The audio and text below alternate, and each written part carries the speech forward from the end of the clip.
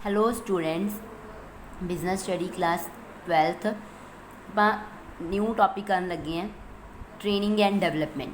ठीक है, फर्स्ट ਹੁਣ ਆਪਾਂ ਗੱਲ ਕਰਾਂਗੇ, ਆਪਾਂ ਰਿਕਰੂਟ ਕਰ ਲਏ ਪਰਸਨਸ, ठीक है, ਸਿਲੈਕਟ ਵੀ ਕਰ ਲਏ। ਹੁਣ ਕੀ ਕਰਨਾ ਵਾ, ਆਪਾਂ ਟ੍ਰੇਨਿੰਗ ਦੇਣੀ ਆ ਉਹਨਾਂ ਵਰਕਰਸ ਨੂੰ। ठीक है, ਹੁਣ ਆਪਾਂ ट्रेनिंग ਦਾ मीनिंग ਕਰਨ ਲੱਗੇ ਹਾਂ। ट्रेनिंग ਕੀ ਹੁੰਦੀ ਹੈ? Training refer to the learning of basic skills and knowledge for performing a particular job. कोई भी काम, कोई पर्टिकुलर जॉब, चाहे वो सेल्स की है, चाहे वो फिनांस की, मार्केटिंग की, कोई भी है, ਉਹਨੂੰ ਕਰਨ ਦੇ ਲਈ ਆਪਾਂ ਨੂੰ बेसिक नॉलेज से स्किल सीखण ਦੀ बहुत ज़्यादा लोड़ है। ठीक है, ये सारिया चीज़ां ਆਪਾਂ ਨੂੰ पता होनियां चाहिए वा। It may be imparted through instructions. आप किहदे द्वारा दे सकते हैं?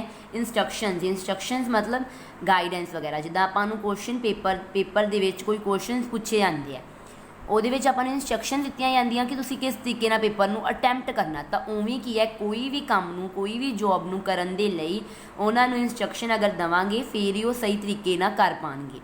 ਤਾਂ ਕੀ it improve and update the knowledge and skill of employees for performing the specific.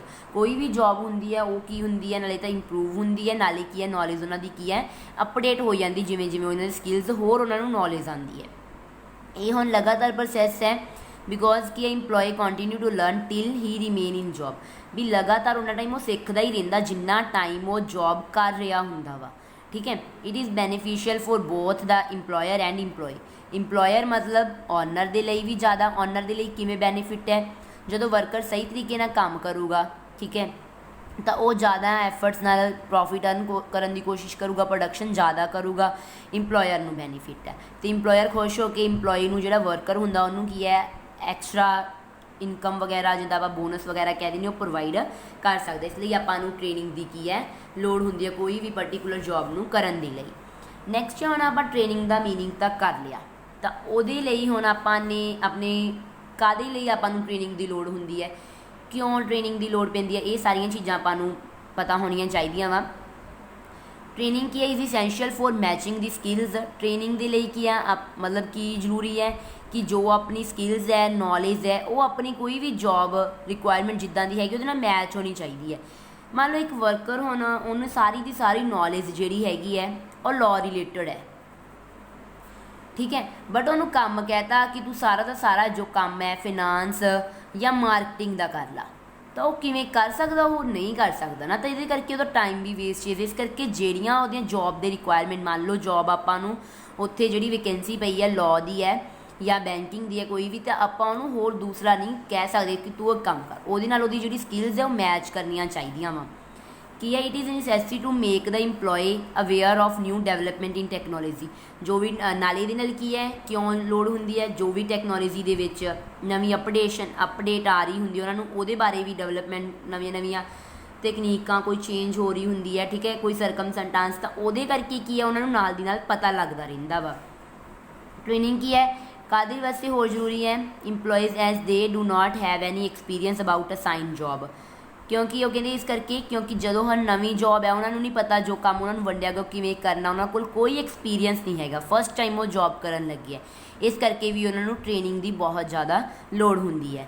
Training के is essential for bringing the qualitative change in performance. Qualitative मतलब जिहड़ियां quality के अकॉर्डिंग आप देख लीए वो सारिया उन्होंने विच किवें चेंज लैके आंदा इंपलॉइज़ की। It imply to make them conscious alert. आपां नूं काहदे रिलेटेड करदा वा कि कॉस्ट बारे, wastage and quality of goods and मतलब क्वालिटी देखनी गुड्स एंड सर्विस की, कोई वेस्टेज तो नहीं हो रही, ये सारिया चीज़ां भी आपां नूं ओह दसदे आ ट्रेनिंग दे विच जदों आपां ट्रेनिंग लै रहे हुंदे आ, ताकि आपां वधिया तरीके नाल काम नूं कर सकीए।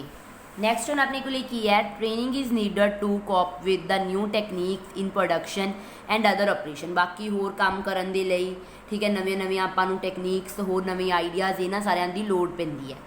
ट्रेनिंग इज़ ऑल्सो नीडड कदों ये लोड़ हुंदी है, जदों वैन एन इंपलॉय मूव फ्रॉम, जदों इंपलॉय कोई वर्कर एक जगह तो दूसरी जगह के उपर अपना ट्रांसफर हो रहा हुंदा वा या फिर उसकी प्रमोशन हो रही हुंदी है, उदों भी हुण जदों ट्रांसफर हो रहा, जिवें नवीं जगह के उपर गया, उन्होंने नहीं पता उत्थे किस तरीके नाल काम कर रहे सीगे, उन्होंने वो भी सिखाया जाता ट्रेनिंग दे विच, ਜਾਂ ਪ੍ਰਮੋਸ਼ਨ मतलब वो हायर पोस्ट के उपर आ गया कि जो परसन हायर पोस्ट के उपर आ जाता, ये नहीं कि वो एटीट्यूड आ जाए।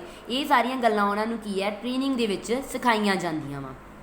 Next training is essential for making the employee skillful in different job. अलग अलग जॉब्स के विच उन्होंने स्किलफुल बनाता वा, ठीक है, वधिया तरीके नाल। ये सारिया जरूरी होंदा कि वो हर एक जॉब के लिए परफेक्ट होण जो भी हैगी है।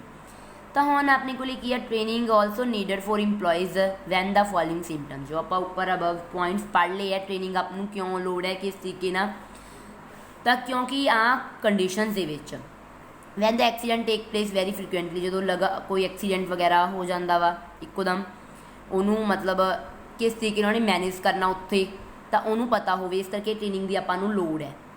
When there is increase in cost of production, जो उन्हें आदि कॉस्ट ऑफ प्रोडक्शन ज़्यादा करनी हो, मान लो उन्होंने अज 50 यूनिट बनाने को कहा सी, बट उन्हें 60 या 65 किवें करनी आ, वो ट्रेनिंग के सिखाया जाता, तुसीं किस तरीके नाल काम नूं कर सकदे हैं।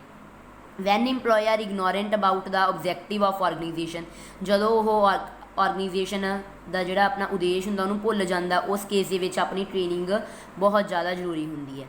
Van the employees have become indifferent towards their job, अलग अलग अपने तरीके नाल हुंदा वो सारिया केसिस विच। तो हुण आपां नैक्सट करन लगे हैं मैथड्स है ओ सॉरी टाइप्स है, types of training. Types of training दे विच की है इंपॉर्टेंट है टाइप्स, किहड़ियां किस्मां ट्रेनिंग दियां होणियां चाहीदियां, किहड़े केसिस दे विच ट्रेनिंग की लोड़ है। First induction training. इंडक्शन की हुंदा वा कि जदों आपां नवें अपने इंपलॉयज़ नाल उन्हां नूं इंट्रोडक्शन करवाउणी हुंदी है।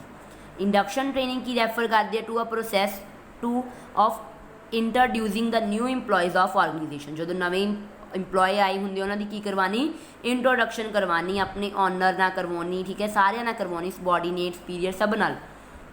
It include the activity involve in inducting in new employees to the existing employee. Existing होंगे जो पुराने इंपलॉयज़ होंगे है उन्होंने दसना, and apprising them to policies procedure rule regulation, ये सारिया चीज़ां आपां उन्होंने की है दसनियाँ।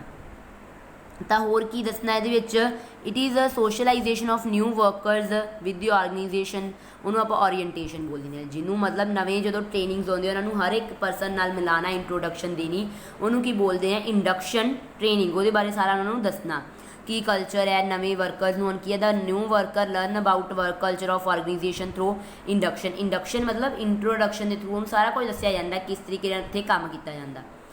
तो इंडक्शन के जोड़े मेन ऑब्जैक्टिव की होंगे उन्होंने जोड़े क्लैरीफाई न्यू इंपलॉयज़ अबाउट जॉब, जो नवा इंपलॉय आया होंगे उन्होंने जॉब के रिलेटेड पूरी की पूरी सही तरीके मतलब क्लैरीफाई होवे, कोई मतलब ये ना हो कि उन्हें किहड़ा काम करना तो किहड़ा नहीं।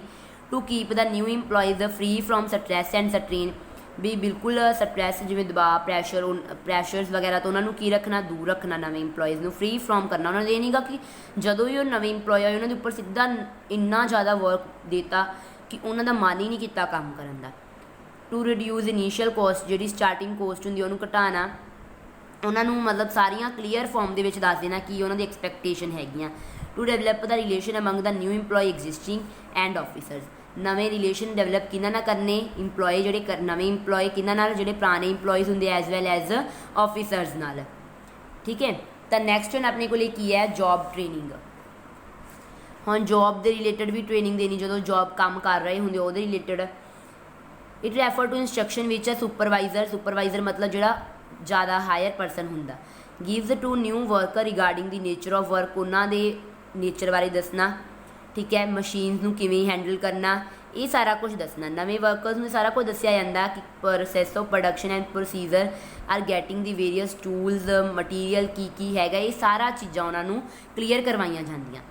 नैक्सट है प्रमोशन, जो वर्कर सही तरीके नाल काम कर रहे होंगे, नवे वर्कर तो आने जोड़े अपने पुराने वर्करस होंगे कि है when an existing employee get training to meet requirements at higher post, तो उन्होंने आप की बोल दें है प्रमोशन। जो नवे वर्कर के आने पुराने वर्कर की हायर पोस्ट हो जाती है तो उन्होंने आप बोलते हैं उन्होंने कि हायर प्रमोट करता, ठीक है। जिदा आप भी बोलते हैं सीनियर है जूनीयर है, तो उस तरीके जो आप जिमें मान लो आप क्लास 12 है, जो आप +1 होंगे आप की होंगे जूनीयर, जो क्लास +2 हो जाने उदों आप की हो जाने हैं सीनियर हो जाने हैं। इस तरीके आपको की है प्रमोट कर देंगे है। नैक्सट अपने को रीफ्रैशर ट्रेनिंग।